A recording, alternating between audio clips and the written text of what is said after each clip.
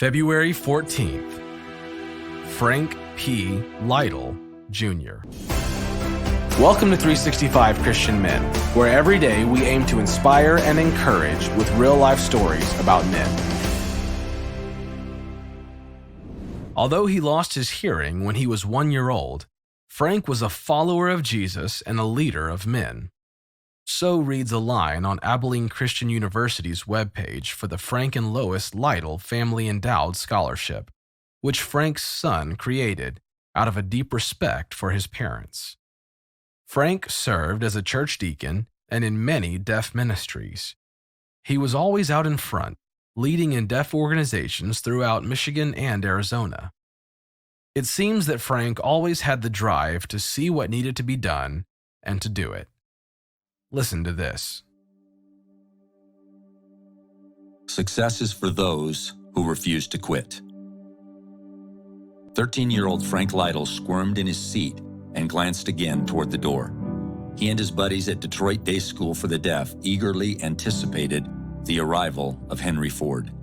Finally, in strode the great car manufacturer. He wore a dark suit, sharp tie, and a pressed white shirt. Mr. Ford spoke, and Frank tried to read his lips. Had he understood? The interpreter signed, "If you graduate from this school, come down to the factory, and I'll give you a job." It was true. Mr. Ford had promised him a job. In 1934, a lot of people said the deaf were unemployable, but God had given him the ability to learn and to work hard. One day, he would take Ford's offer.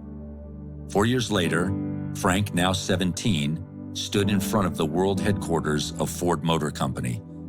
On his pants, he wiped sweaty palms. His mother nodded encouragement.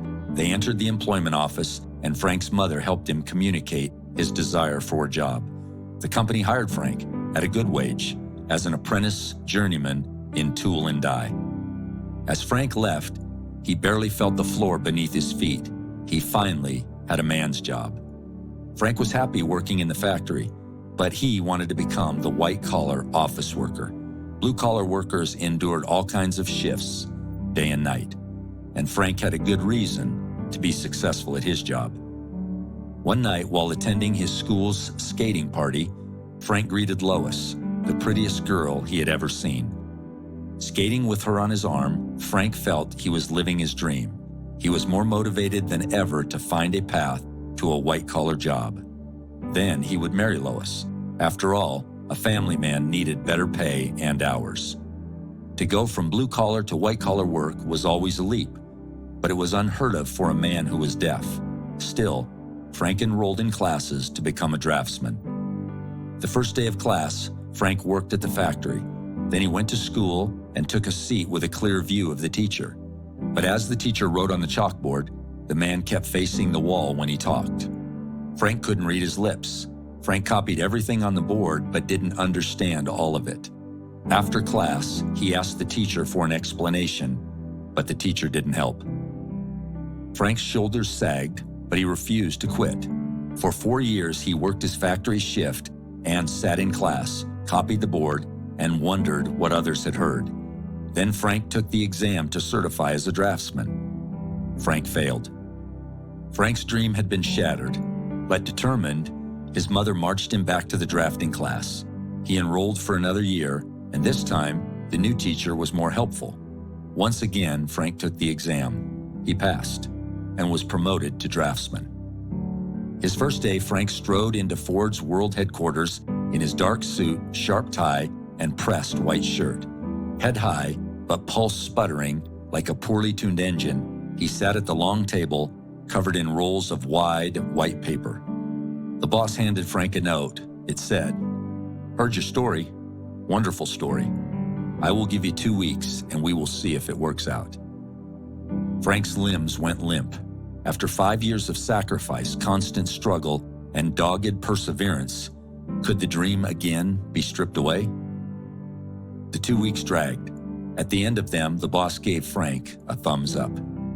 The first deaf man to obtain a white-collar job at Ford, Frank designed and built engines for 42 and a half years. Before he retired, he managed a team of 26 people. Rick Lytle, Frank's son, said, Dad acted with strength given by God to overcome all the challenges of being fully deaf in a hearing world. Frank's success brought hope to the deaf community. He encouraged his friends to pursue career advancement, and several did. They created a standard of living that for the deaf of their time was unprecedented. Like us, Dad didn't know how God was working behind the scenes, said Rick, but Dad acted in simple faith, goodness, and hard work. God multiplied Frank's efforts and blessed many lives. The Bible says in Psalm 16, verse 8, "I have set the Lord always before me. Because he is at my right hand, I will not be shaken." How do you face overwhelming odds? Success is for those who refuse to quit.